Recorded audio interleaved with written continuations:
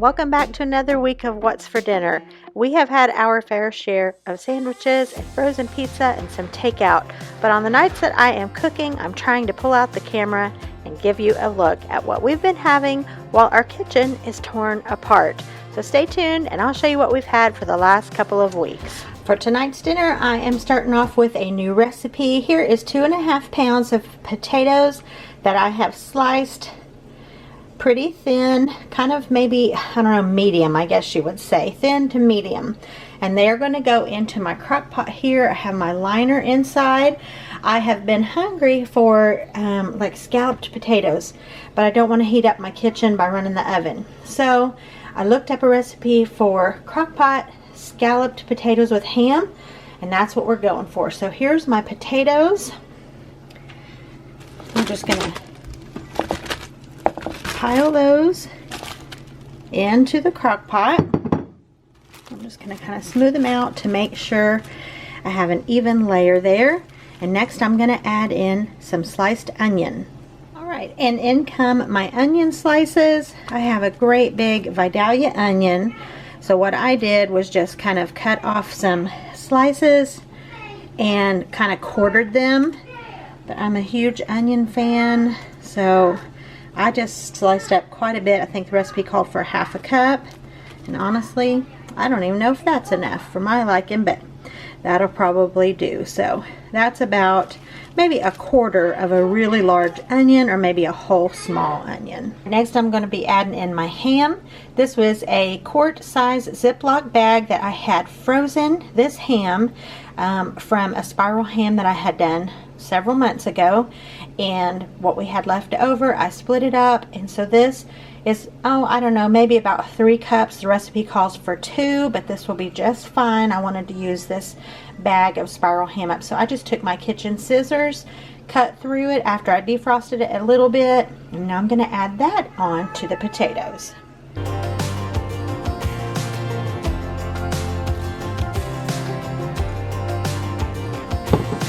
Alright, and next we are going to work on the liquid topping with the cheese and all of the seasonings to pour over top of it all. Alright, and for the final portion of this recipe, it calls for 1 can of cream of mushroom soup. I decided cream of chicken. I just think that sounds better to me.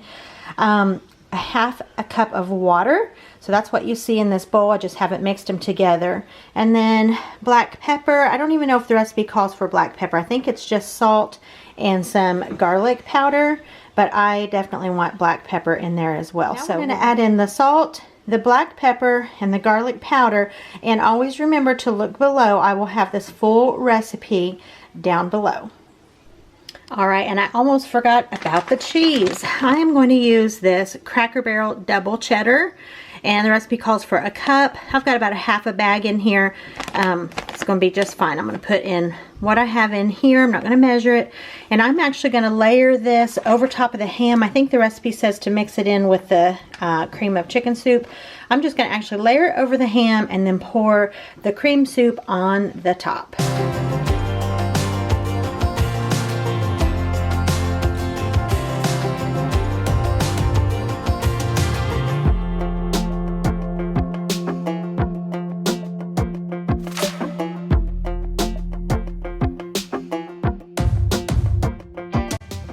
Alright, I'm going to put the lid on, and this is supposed to go on low, I believe, for 4 hours. I'm not sure. I'll double check that. Like I said, look below for all of the recipe ingredients and the instructions. But I know it's 4 hours. Maybe it's on high. I'm not sure. But I am going to double check that, get my lid on, and get this going. Here we go, guys, and these are delicious. I've already tasted of them. They are cheesy. The ham, the spiral ham that I had in my freezer gave such a great addition in flavor. I don't think I would change anything about this recipe. It turned out really, really good. So make sure you look below for the recipe. These were great, and they were done, it said 4 hours on high. I definitely say you could cut your cook time down just a little bit. I moved mine to keep warm at some point. I can't remember how long, but keep an eye on them for sure. But these are delicious. This recipe will be one that I will make again for sure. Alright guys, so here is my kitchen. I have been saying that we are in a kitchen remodel. So you can see here, kind of the state of things. So today though, we're at a point where I was able to be back in the kitchen a little bit easier, I guess. So you see a couple things going here. I still have my sink and water, so that's gonna be gone here in a few days. So then I'll be back to, like, you know, roughing it. But anyhow, we are making some good progress. But I just thought I would show you real quick. Hi there. Hi guys. Hopefully you will see our video soon.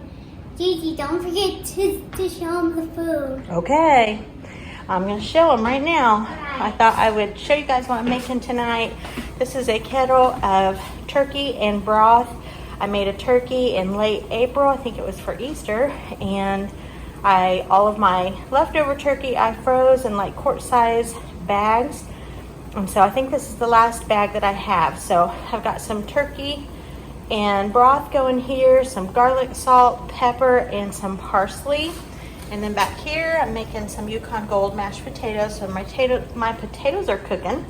And then I was gonna show you these noodles. If you ever get a chance to get these at Aldi, they're amazing. The Spätzle, or Spätzle, however you say it, whenever they have the German food. And my husband James loves German food, and he really likes this egg noodle. They are really good. So you just cook them and eat them just like you would any sort of like chicken and noodles or turkey and noodles or beef and noodles. So I'll show you our plates. I think I might make some peas or something along the side. We'll see. But I just thought I would show you while I could get in the kitchen this evening. All right, here's our big beautiful pot of turkey and noodles. It smells like Thanksgiving in here, you guys. Comfort meal is just what we need. Mashed potatoes are all done. And I thought I was gonna make peas, but I ended up making green beans, and I got some of the French fried onions on the top there. Oh yum, we're ready to dig in. And here it is, plated up. This is James's plate. He hasn't had anything since early this morning, so he is looking forward to this meal. And that's what's for dinner tonight. All right, guys, tonight's dinner are these butterfly shrimp and steak fries. We are still in our kitchen renovation time frame here. So it's just more of the easy, quick meals that we can have something to eat without a ton of effort, seeing as how I don't have a kitchen. So these I did on this baking sheet in the oven because I could do them both at the same time. But of course, fries and these shrimp are really good in the air fryer. So yeah, just steak fries. And these shrimp are really, really good. It's actually Kroger brand. I've showed these on my channel before. It's about $10 when you get the bag on sale, and this is one bag, and inside the big bag you purchase, you get 2 bags. So they're really, really good. And then I'll show you what I have here on the side. This is my husband James' salad, and this is my salad. It's got buttered lettuce and spinach on the bottom. We have tomato, carrot, onion. We have slivered almonds and cranberries, croutons, bacon bits, fresh boiled eggs diced on top, and then some ranch dressing and some black pepper. I don't think I've forgotten anything. This is going to be good. I love a salad in the summertime especially. So that's what we're going to have along with our shrimp and fries for one more evening of kitchen renovation dinners.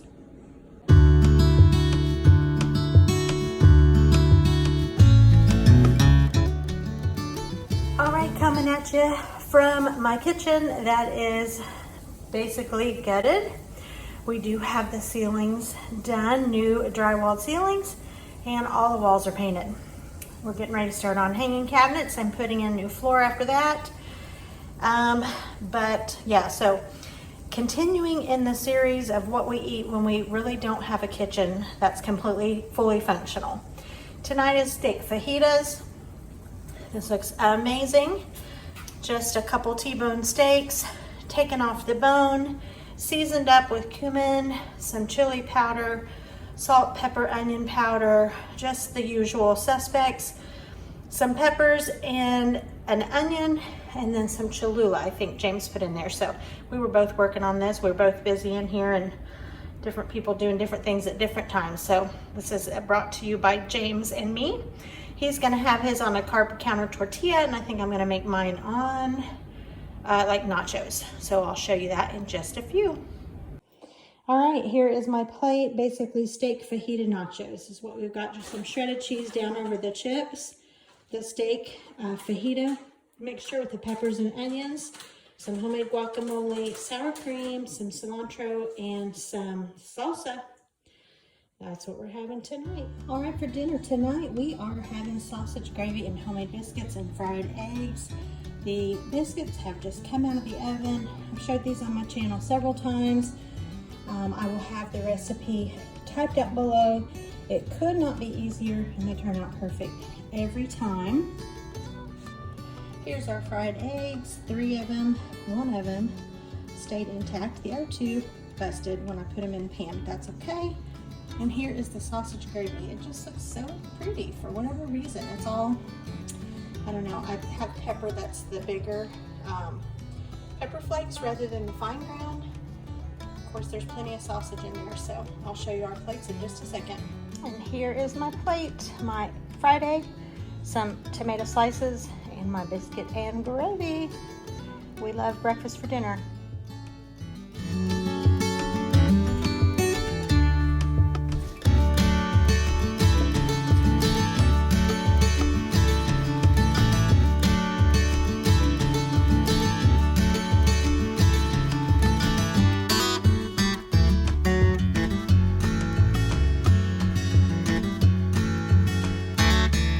For dinner tonight, we are going to have these Smithfield smoked pork chops. These cook up really, really quick. So if you need to add a meat item to your meal rotation that you know you can get on the table quickly, this is something to add to your list. This was $6.69. There's 4 of them in there. They're $5.48 a pound. These are thin cut. They're also pretty low calorie, and they literally cook up in no time. Here are the instructions on the back for pan frying them, 6 to 8 minutes or until heated through, turning once halfway through. It shows the grill instructions in the microwave. So you cannot get much quicker than that for your smoked pork chops to cook up in 6 to 8 minutes. I mean, that's pretty amazing right there. So, and they're really, really good.